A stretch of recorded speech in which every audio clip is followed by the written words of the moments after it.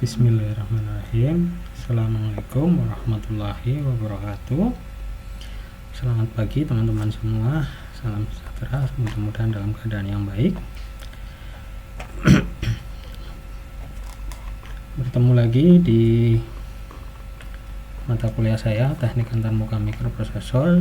Ini di pertemuan pertama. Mungkin sebelum saya lanjutkan, ada baiknya sebelum kita mulai pembelajaran kali ini kita berdoa dulu sesuai dengan kepercayaan masing-masing. Berdoa, mulai. Selesai. Nah, mata kuliah kali ini, mengingat ini pertemuan pertama, mata kuliah ini kita akan membahas tentang mata kuliah dasarnya. Jadi mata kuliah yang terkait dengan mata kuliah teknik antarmuka ini yaitu adalah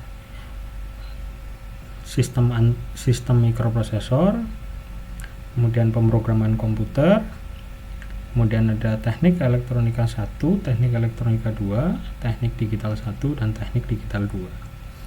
Jadi diharapkan sebelum mengambil mata kuliah ini saudara sudah lulus dalam mata kuliah tersebut. Adapun dalam mata kuliah ini yang perlu saya perjelas adalah capaian pembelajaran lulusan untuk mata kuliah ini. Ini mata kuliah selesai mendapatkan mata kuliah ini, selesai mata kuliah ini setelah pembelajaran, diharapkan saudara itu nanti mampu mengidentifikasi, merumuskan, menganalisis, menyusun solusi untuk menyelesaikan permasalahan dalam bidang teknik elektro. Itu capaian secara globalnya. Kemudian untuk capaian mata kuliahnya sendiri yang terkait identifikasi, merumuskan, kemudian menganalisisnya, setelah mendapatkan mata kuliah ini, lulus dalam mata kuliah ini, mahasiswa nantinya mampu menjelaskan apa itu antarmuka digital, antarmuka paralel, antarmuka seri, antarmuka sinkron, asinkron, dan antarmuka wireless. Artinya mengidentifikasi antarmuka yang ada di dalam mikroprosesor. Nah, subcapaian pembelajaran mata kuliah yang untuk pertemuan kali ini adalah saudara mampu mengidentifikasi antarmuka yang dimiliki oleh sebuah mikroprosesor. Jadi kita capai di subcapaian yang pertama dulu. Nah, teknik antarmuka mikroprosesor referensi yang dalam pertemuan kali ini yang saya gunakan itu ada dari Dr. Yogesh Misra. Itu ada Programming and Interfacing with Arduino. Kemudian yang utamanya itu justru adalah ini, yaitu ESP8266 Arduino Core Documentation. Ini nanti saudara bisa unduh di internet, dan yang atas saudara nanti bisa kontak ke saya untuk ambil soft copy atau bisa diakses di e-learning sesuai dengan mata kuliah yang tadi disebutkan. Nah, sebelum kita bahas identifikasinya mikroprosesor, kita perlu mendapatkan penjelasan dulu. Saya perlu memberikan sedikit penjelasan apa peran mikroprosesor di dalam sebuah perangkat elektronik. Saya memberikan satu gambaran di sini. Ini adalah salah satu contoh di mana itu adalah sebuah mikroprosesor.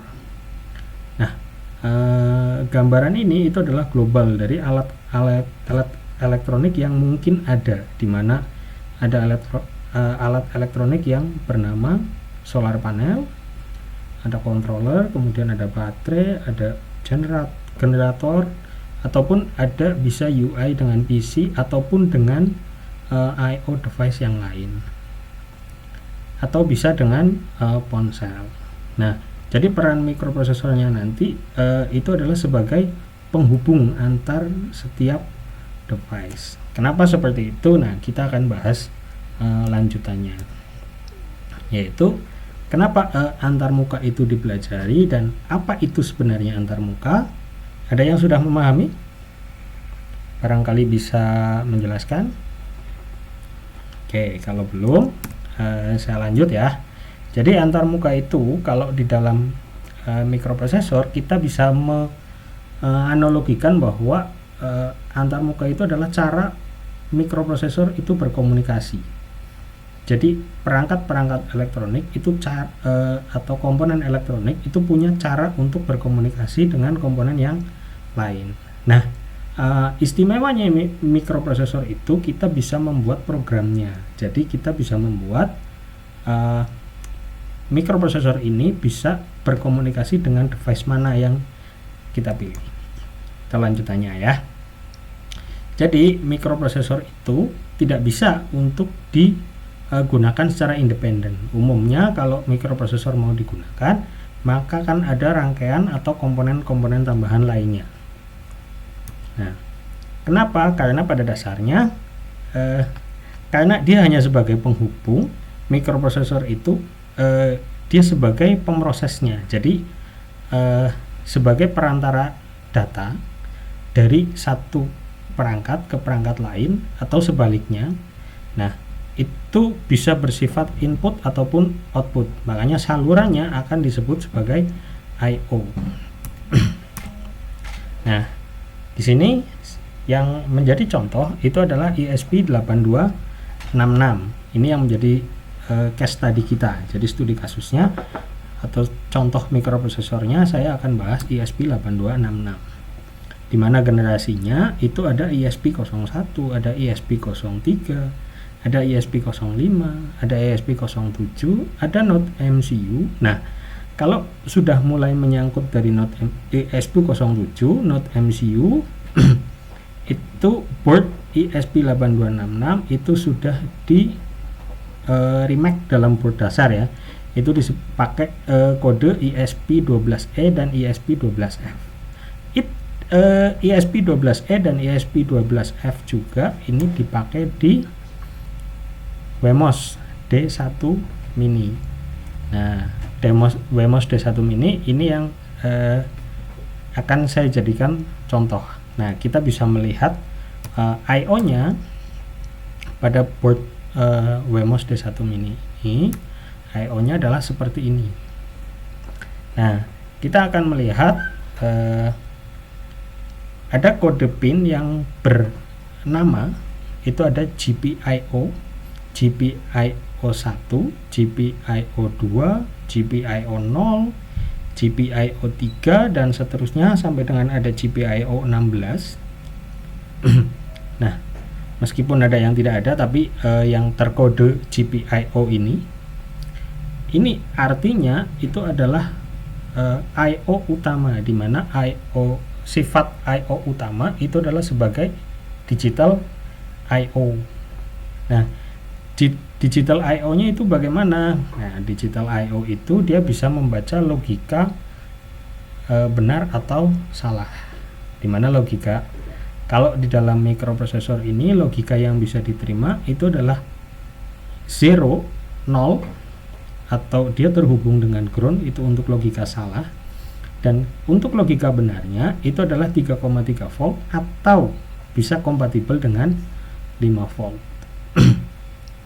Nah, di samping kode GPIO ini mungkin saya bisa beri tanda.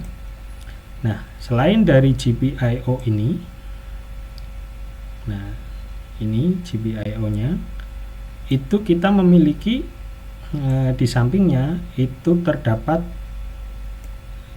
fungsi alternatif I/O, gitu ya. Jadi ada alternatif I/O di mana ada TXD0 dan RXD0, ini adalah fungsi alternatif. Kemudian ada SCL SDA, ini alternatif, ini untuk satu model antarmuka. Kemudian ada TXD1, ini pasangan dengan TXD2. Kemudian ada nah, fungsi alternatifnya bahkan ada yang lebih dari satu. Jadi ada CS, kemudian ini ada TXD2. Kemudian ada simbol yang simbol tag hingga ini tidak di semua pin ada, tapi sebagian ada. Nah, itu berfungsi sebagai I/O yang bisa digital I/O yang bisa dimodulasi dalam modul PWM. Artinya nantinya dia bisa dibuat sebagai output frekuensi, output digital berfrekuensi yang disebut pulse width modulation. Itu akan kita bahas lanjutannya nanti. Kemudian ada poin yang berbeda di sini, yaitu adanya ADC, di mana ADC ini itu adalah analog digital conversion. Pin ini dia berfungsi untuk mengkonversi dari data digital ke data analog ke digital. Kemudian mikroprosesor ini juga sudah dilengkapi, kita bisa lihat kodenya, di mana mikroprosesor ini sudah dilengkapi dengan Wi-Fi. Jadi mikroprosesor ini sudah memiliki antarmuka wireless, yaitu menggunakan Wi-Fi. Ini sebelum saya lanjut, ada yang ditanyakan? Ya, mbaknya gimana, mbak?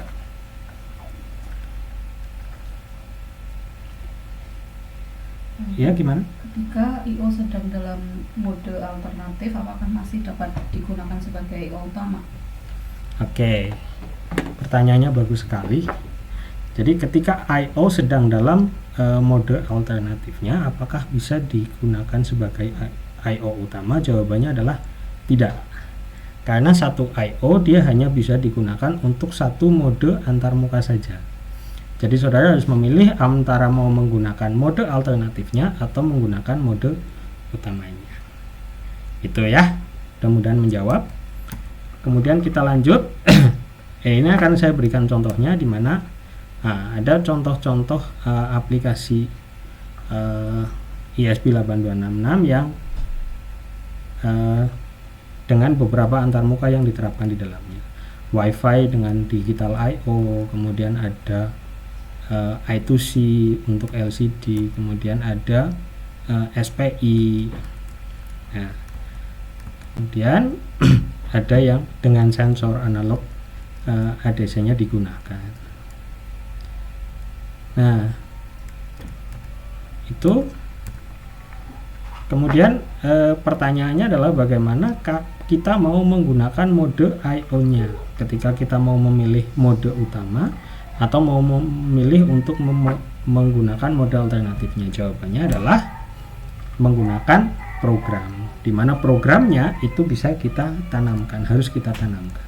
Cara menanamkannya bagaimana? Kita harus menguasai bahasa pemrograman dengan ada compiler khusus, compilernya khusus dengan bahasa pemrograman tertentu.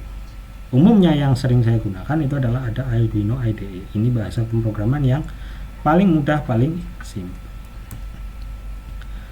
Peran compilernya di sini ngapain? Nah, peran compilernya di sini itu adalah sebagai pengalih bahasa, di mana mengubah dari bahasa pemrograman menjadi bahasa yang bisa dipahami oleh mikroprosesor.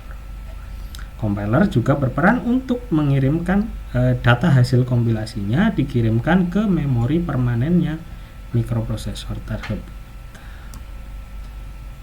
Nah, apa kesimpulan yang dapat diambil?